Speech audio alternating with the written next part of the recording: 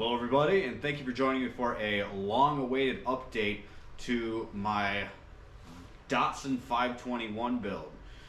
So this is a 1971 Datsun 521, and we're going to give her the old 4x4 conversion. And as you can see, I've done quite a lot. In the last video, this thing was just a bare frame with the cab and whatnot lying on the side of it. And now we've got the leaf springs under it. We've got our final front axle, which is a straight axle from an 85 Toyota pickup, and it's looking pretty handsome on there. We've had to make a couple changes, do a couple things, so let me show you around, show you what I've done.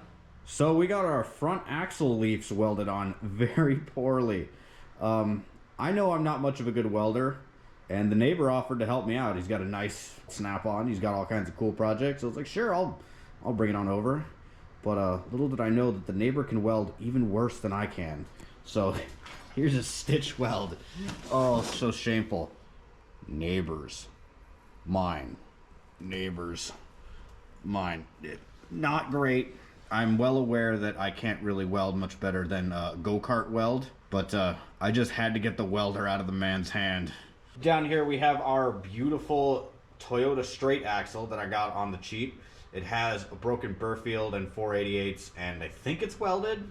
I'd be astonished if there's a locker in there. As you can see from our spring purchase over here, we're going axle over spring, which might shock you.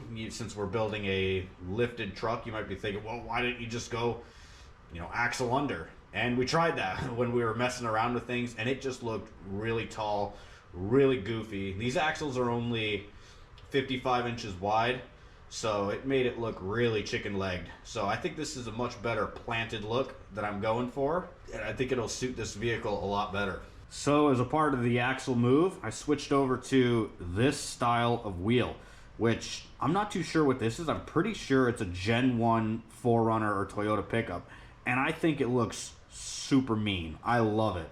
It's got ye old-timey look that I was going for without needing the dog dishes, and I'm just in love with it.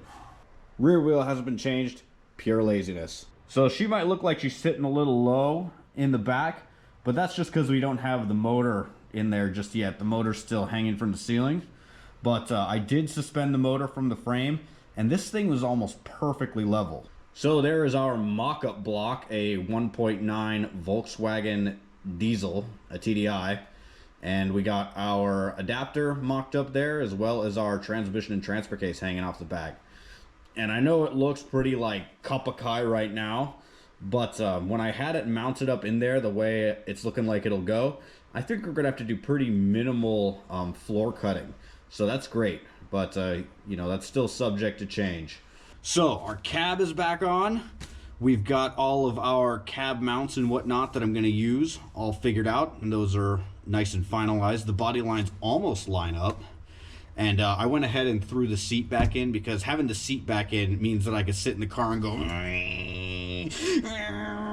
which is an extremely critical part of the vehicle building process. Now I can sit here and dream my silly little dreams, and it just feels that much closer. So starting off with some of the parts I got, this right here is going to be our final motor. It is a AHU 1.9 TDI diesel, and it looks pretty good. I know that it runs from the car it came out of.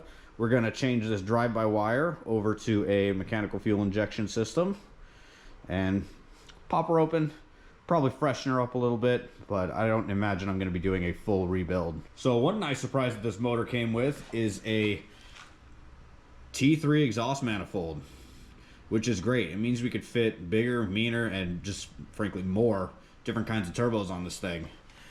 I'm not sure what it's got right now. It's oil and water cooled. I'm probably just gonna end up with something oil cooled. This thing is thrashed. So I can't believe it, but I actually managed to find another Datsun 521 hood. Not the same color, but there is some uncle in the southern tier that had all kinds of Datsun stuff, and he sold this and a fender to me on the cheap, and those are awesome. We're going to be using them. So over here we got the final axle assembly we're going to use. This is also out of 85 Toyota pickup, so it's the same width as our front, same bolt pattern and everything.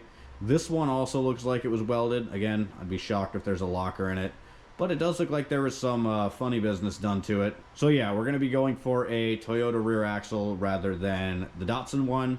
I think this Toyota one is going to be a better fit for what we're going to be doing with the diesel, big tires, and the extra low transfer case that we're going to be throwing in this.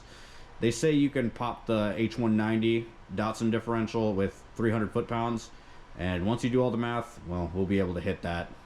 I also wasn't able to find any aftermarket limited slips or lockers or anything like that. So at the end of the day, this Toyota axle provides more value than the Datsun one does, and I'll be able to sell the Datsun downriver to someone that can really appreciate it. This third member is going to be replaced with a 410 locking third, and I'll show you how to adapt the locking third into this non-locking axle. And there's some goodies on this axle as well. Someone put a disc brake kit on this thing. A Downey disc brake kit. Now, I'm not familiar with my Toyota stuff, so if any of you are familiar with Toyota stuff, do you know what kind of caliper this is that this adapts to, and what kind of pads, moreover, it uses? Because these are a little thrashed.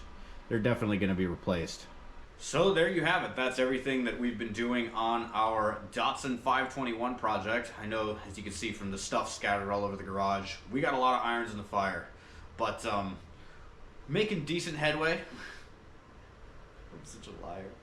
So that's all the stuff that we've been doing on our Datsun 521 project. We got a lot going on right now, and unfortunately not nearly as much as I would like.